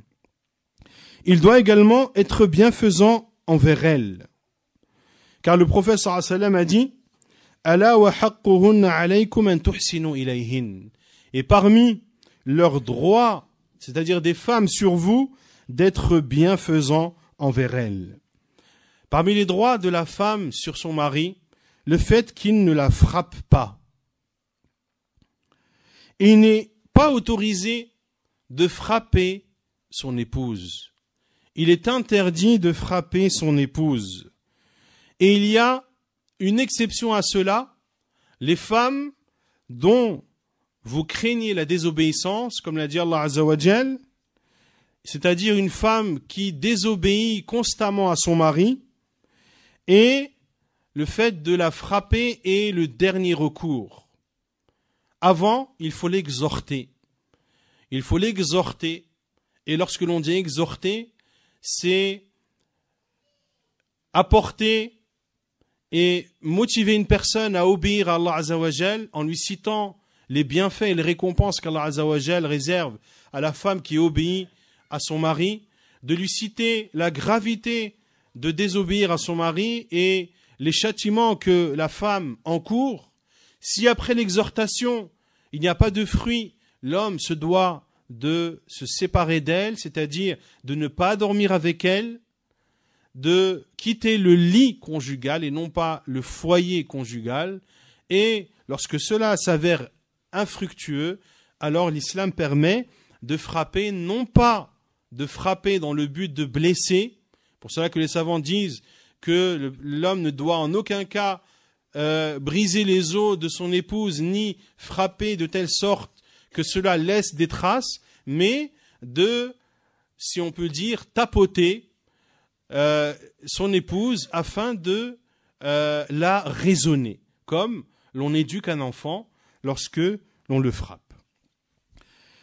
Et le fait qu'un homme frappe son épouse en dehors de ce contexte très particulier, à savoir la femme qui constamment désobéit à son mari, la femme qui a été exhortée, la femme dont le mari s'est éloigné du lit conjugal, et tout cela étant infructueux, eh bien il y a cette dérogation. Et le mieux est de ne pas frapper.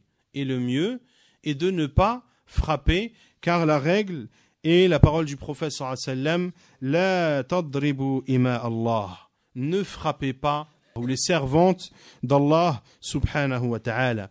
Et dans le verset فإن خفتم فعظوهن واهجروهن في المضاجع واضربوهن فإن أطعنكم فلا تبغوا عليهن سبيلا إن الله كان عليا كبيرا. Dans ce verset de Surat An-Nisa, Allah Azza wa Jal le termine en disant « Et Allah est le très haut et le plus grand ». Ici, c'est une menace d'Allah Azza wa Jal envers les maris qui frappent de façon injuste leurs femmes. Allah Azza wa Jal leur rappelle qu'Allah Azza wa Jal est le plus haut et qu'Allah Azza wa Jal est le très haut et qu'Allah Azza wa Jal est le plus grand. Que toi, le mari, qui te considère plus fort que la femme physiquement et qui use de ta force pour frapper injustement ton épouse, n'oublie pas qu'Allah Azza wa Jal est le très haut, qu'Allah Azza wa Jal est le tout-puissant, qu'Allah Azza wa Jal est le Seigneur de cette femme que tu as frappée injustement. Et le prophète sallallahu alayhi wa sallam, lorsque on lui a rapporté que des femmes frappaient que des hommes, frappaient leurs femmes, le prophète sallallahu alayhi wa sallam a dit Laysa ulaika bi khiyarikum, laysa ulaika bi khiyarikum. Ceux-là ne sont pas les meilleurs d'entre vous. Ceux-là ne sont pas les meilleurs d'entre vous. Le mari doit faire preuve également d'affection envers son épouse. Il doit proférer des paroles affectueuses et il a lui aussi le droit d'exagérer dans les éloges qu'il fait à son épouse en disant que c'est la meilleure femme au monde, que c'est la femme la plus belle, que c'est la femme la plus tendre, etc., etc.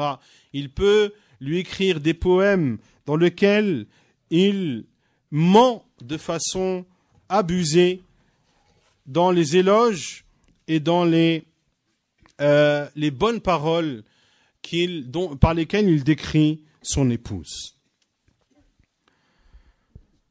Le mari se doit également de s'embellir pour sa femme et de se parfumer, car Allah Azza wa Jal dit وَلَهُنَّ مِثْلُ الَّذِي عَلَيْهِنَّ بِالْمَعْرُوفِ. Elles ont des droits sur leur mari équivalents à ceux de leur mari sur elles. Et Abdullah ibn Abbas radiyallahu anhu disait je m'embellis pour la femme comme j'aime qu'elle s'embellit pour moi. Je m'embellis pour ma femme comme j'aime qu'elle s'embellit pour moi. Également, parmi les formes d'affection du mari envers sa femme, le fait de l'aider dans les tâches ménagères, de l'aider dans les tâches de la maison, que ce soit de laver la vaisselle, que ce soit de repasser le linge, que ce soit de faire à manger, etc., etc. Le prophète sallallahu alayhi wa sallam était au service de sa famille, était au service de ses femmes, sallallahu alayhi wa sallam, et lorsque l'heure de la prière arrivait, il sortait, sallallahu alayhi wa sallam. Le prophète, alayhi salatu wa sallam, était doux avec ses épouses, il s'amusait avec elles, radiyallahu ta'ala anhun. Vous connaissez tous l'histoire où le prophète, sallallahu alayhi wa sallam, a fait la course avec Aïcha, radiyallahu anha. Lorsqu'ils étaient en voyage, il a dit à ses compagnons, avancez. Puis lorsqu'ils se sont avancés, ils se sont éloignés, le prophète sallallahu alayhi wa sallam a dit à Aïcha, viens, l'on fait une course à pied. Et Aïcha radiallahu anha a dit fasabaqtuhu fasabaqtuhu. J'ai fait la course à pied avec lui et je l'ai dépassé. Ainsi le prophète sallallahu alayhi wa sallam courait avec son épouse lorsqu'il avait 53 ans sallallahu alayhi wa alihi wa sallam. Puis lors d'un autre voyage, le prophète sallallahu alayhi wa sallam a une nouvelle fois dit à ses compagnons avancez. Puis le prophète sallallahu alayhi wa sallam a dit à Aïcha viens que l'on fasse une course à pied. Et Aïcha radiallahu anha a dit ô envoyé d'Allah, mais j'ai pris du poids et tu m'as laissé jusqu'à ce que je prenne du poids. Et le prophète sallallahu alayhi wa sallam lui a dit fala taf'alin, tu vas courir avec moi.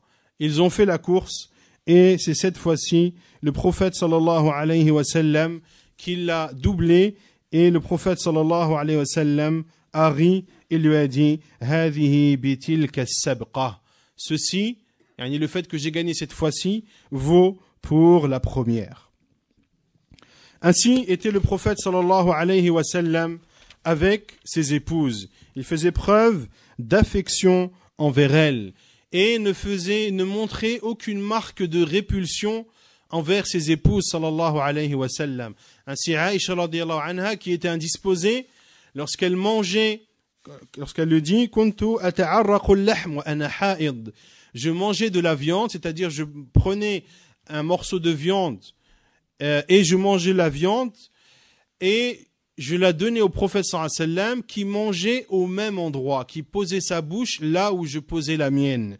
Et je buvais et je donnais au prophète sallallahu alayhi wa sallam à boire et il plaçait sa bouche là où je plaçais la mienne, alors qu'elle était indisposée. Et ceci contrairement aux juifs qui considèrent que la femme indisposée est impure et qu'il ne faut en aucun cas l'approcher. Le prophète sallallahu alayhi wa sallam dormait avec ses épouses indisposées sous la même couverture.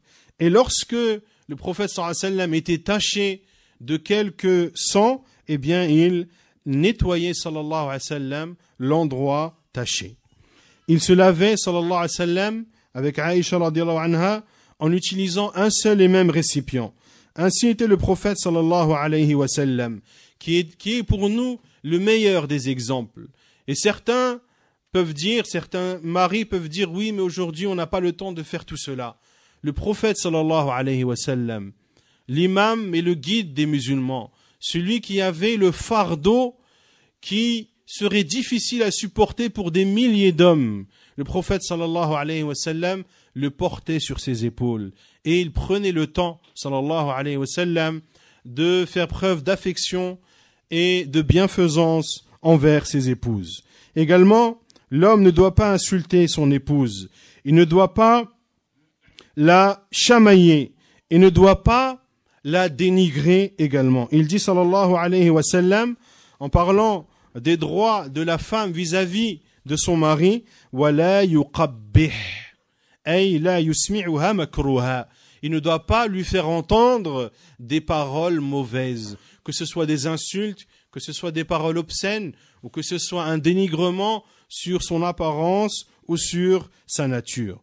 De même que l'homme ne doit pas quitter le foyer conjugal lorsqu'il est énervé contre sa femme ou lorsqu'il est courroucé contre sa femme, il a le droit de quitter le lit conjugal, mais non la maison conjugale. Car le prophète sallallahu alayhi wa sallam a dit « Wala yahjur illa fil bayt » et qu'il ne s'isole que dans la maison. Également, l'homme ne doit pas dévoiler les secrets de sa femme et, de façon plus particulière, les secrets intimes. La femme ne doit pas dévoiler les secrets intimes de son mari et le mari également. Également, le mari ne doit pas provoquer la colère de sa femme et ne doit pas se focaliser uniquement sur les défauts de sa femme. Au contraire, il doit se focaliser sur les qualités de son épouse et il doit minimiser et donner le moins d'importance possible aux défauts de sa femme. Car le prophète sallallahu alayhi wa sallam a dit « La yafruq mu'minun mu'minah » qu'un croyant ne s'énerve pas contre une croyante. S'il déteste en elle certains comportements, il en agréera d'autres. Il sera satisfait d'autres de ses comportements. Ainsi, le mari se doit de prendre en compte la nature de son épouse et il doit prendre le bien qu'il y a en elle. Il nous dit, sallallahu alayhi wa sallam, que la femme est créée d'une côte et que elle ne pourra être droite comme tu le veux. Est-ce qu'une côte est courbée ou droite? Quand elle est droite, ce n'est plus une côte. Et le prophète sallallahu alayhi wa sallam a dit, si tu en profites alors qu'elle est courbée. Et si tu veux essayer de la relever, tu la casseras. Et le fait de la casser, c'est de la divorcer. Ainsi, le prophète sallallahu alayhi wa sallam nous enseigne dans ce hadith immense que le mari doit prendre en compte la nature de sa femme et qu'il doit être satisfait des qualités qu'a sa femme en prenant en compte sa nature et de ne pas donner et de ne pas obliger sa femme à faire des choses qui sont au-dessus de ses capacités. Car la femme est créée d'une côte. Également, l'homme doit faire preuve du meilleur comportement avec sa femme. Il ne doit pas être bon avec les autres et mauvais avec sa famille. Certains sont bons avec les gens. Lorsqu'il parle avec les autres, il a des paroles mielleuses, des paroles agréables à entendre, mais lorsque il entre chez lui, il se transforme lui aussi en bête féroce. Comme ça, on ne dira pas qu'il décrit les femmes comme des bêtes féroces et les femmes non, et les hommes non. Non, les hommes peuvent être des bêtes féroces lorsqu'ils sont chez eux, comme les femmes peuvent être des bêtes féroces. Et le musulman qui craint Allah Azza wa Jal et la musulmane qui craint Allah Azza wa Jal ne doit pas être une bête féroce lorsqu'elle entre dans le foyer conjugal. Le prophète sallallahu alayhi wa sallam dit Akmalul mu'minina imanan ahsanuhum khuluqa. Le croyant qui a la foi la plus complète est celui qui a le meilleur comportement. Et le meilleur d'entre vous est celui qui est le meilleur avec sa famille. Donc le meilleur, ce n'est pas celui qui est meilleur avec les autres, qui a un bon comportement avec les autres et un mauvais comportement avec son épouse. Et le prophète sallallahu alayhi wa sallam dit, le meilleur d'entre vous est le meilleur qui est celui qui est meilleur avec sa famille. Wa ana khayrukum li ahli. Et je suis le meilleur envers sa famille. Également, le mari doit faire en sorte de protéger sa femme du feu de l'enfer en lui enseignant sa religion. Et s'il ne peut pas lui enseigner directement, qu'il mette en œuvre les causes pour que sa femme apprenne sa religion, qu'il ordonne le bien et le convenable à sa femme et qu'il lui interdit le mal et qu'il patiente dans cela. Car Allah Azza wa Jal dit « Qu anfusakum wa ahlikum nara » préservez vos personnes et vos familles d'un feu dont le combustible sont les gens et les pierres. Et Allah Azza wa Jal nous dit « Et redoublez de patience et ordonnez à votre famille d'accomplir la prière et redoublez de patience dans cela. » Également, le mari doit faire preuve de jalousie envers son épouse, c'est-à-dire qu'il doit repousser d'elle le mal, qu'il doit être pris de jalousie lorsqu'elle découvre une partie de son corps. Il est pris de jalousie lorsque des hommes regardent sa femme, lorsque sa femme se mélange à des hommes étrangers. Et la jalousie est de deux sortes. Il y a celle qui est autorisée et celle qui est interdite. Celle qui est autorisée, c'est celle que j'ai décrite. Celle qui est interdite, c'est la jalousie excessive, sans fait et sans justification. Celui qui prétend être jaloux de sa femme au point de douter d'elle. Lorsqu'il entre chez lui, la première chose qu'il fait, c'est d'aller prendre le téléphone de sa femme et de regarder tous les appels et tous les messages qu'elle a échangés. Lorsque le téléphone sonne et qu'elle décroche, il s'approche pour écouter ce qu'elle dit et tenter d'écouter si c'est une voix féminine ou une voix masculine. Il doute sans cesse de son épouse sous prétexte de la jalousie. Ceci est une jalousie interdite. Le prophète sallallahu alayhi wa sallam dit من الغيرة ما يحب الله ومنها ما يبغض الله فأما التي يحبها الله فالغيرة في الريبة وأما الغيرة التي يبغضها الله فالغيرة في غير ريبة. La jalousie, il y a une jalousie qu'Allah aime et une jalousie qu'Allah déteste. Quant à celle qu'Allah aime est celle qui est justifiée, c'est-à-dire il y a un mal initial, il y a des faits réels qui justifient le fait de faire preuve de jalousie vis-à-vis de son épouse. Et quant à celle qu'Allah déteste, est celle qui n'est en aucun cas justifiée. Voici de façon générale les devoirs que le mari a envers son épouse, que la femme a envers son mari, et que le mari vertueux est celui qui s'acquitte de ses devoirs vis-à-vis de son épouse. Non pas celui qui se comporte mal avec son épouse, qui fait sans cesse vivre à son épouse un calvaire journalier. Lorsqu'elle lui demande des choses, c'est alors qu'il s'emporte et qu'il s'énerve. Et l'on constate malheureusement à notre époque que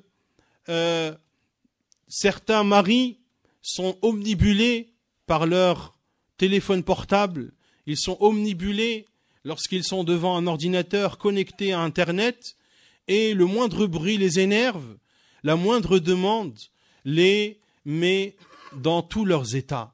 Le musulman n'est pas ainsi. Tu as des devoirs vis-à-vis de ta famille. Lorsque ta femme te demande une chose dont elle a besoin, qui fait partie des besoins du foyer, tu te dois de répondre et de t'acquitter de ton devoir. Et non pas t'énerver, mal te comporter et ne pas prêter attention à ton apparence extérieure lorsque tu es dans l'enceinte de ton foyer.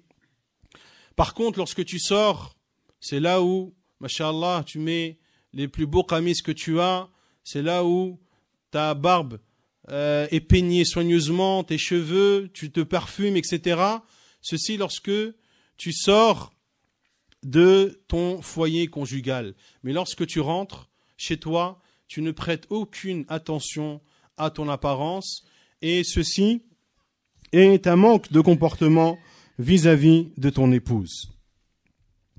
Et de façon générale, la relation conjugale doit se faire de façon convenable. Doit se faire de façon convenable. Et le dernier conseil que l'on peut donner sur ce sujet est que l'entraide entre le mari et la femme, la première entraide et la plus importante des entraides qui doit exister est l'entraide du mari et de son épouse sur la religion d'Allah Azza wa Jal. De s'entraider à adorer Allah subhanahu wa ta'ala. Et c'est le noyau de la vie conjugale heureuse et joyeuse. Un mari qui aide sa femme à adorer Allah et une femme qui aide son mari à se rapprocher de son Seigneur subhanahu wa ta'ala. Un couple qui est ainsi est un couple qui vivent sereinement, qui vivent de façon heureuse et joyeuse.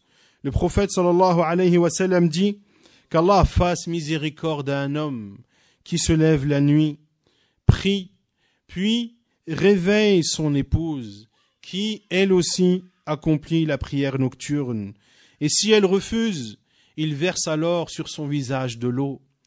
Et qu'Allah fasse miséricorde à une femme qui se lève la nuit pour prier, puis réveille son mari qui prie lui aussi.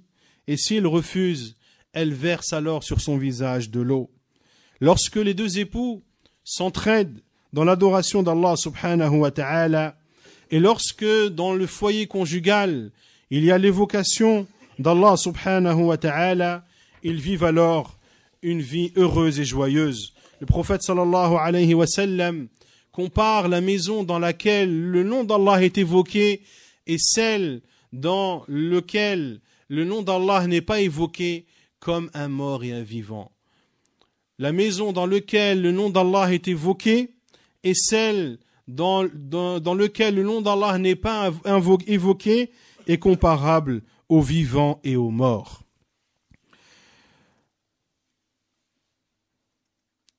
Voilà les quelques conseils que je peux donner à moi-même en tant que mari et à vous, les hommes mariés qui m'écoutent, vis-à-vis de vos épouses, et également les recommandations des épouses envers leur mari. Et c'est ainsi, en appliquant la religion d'Allah subhanahu wa ta'ala, lorsque chacun s'acquitte de ses devoirs, que les couples musulmans connaîtront leur émancipation, connaîtront le bonheur et évolueront ensemble dans l'adoration d'Allah subhanahu wa ta'ala, et de ce fait découlera une descendance pieuse et vertueuse, car comme vous le savez, des couples qui sont malheureux, des couples qui vivent le calvaire à longueur de journée, eh bien tout cela a une répercussion sur les enfants qui ne se sentent plus épanouis, qui voient leurs parents se déchirer les uns les autres, voire même jusqu'à décider d'une rupture. Et lorsque la rupture arrive, c'est également un coup extrêmement dur pour les enfants, et certains ont du mal à se remettre de la séparation entre leur père et leur mère, car ils éprouvent des sentiments pour chacun des deux, et le fait de se considérer ou de se voir imposer une séparation alors que cet enfant n'a rien demandé de cela, eh bien cela le chagrine et cela le perturbe, comme on le constate malheureusement trop souvent. Nas'allahu azza wa jal أن يوفقنا لما يحبه ويرضاه وأن يجعلنا من الذين يؤدون حقوقهم وبارك الله فيكم وجزاكم الله خيرا على حسن استماعكم وعلى صبركم الجميل. Qu'Allah vous récompense pour votre patience et pour votre écoute attentive. Wallahu a'lam wa sallallahu wa sallam wa baraka ala nabina Muhammad.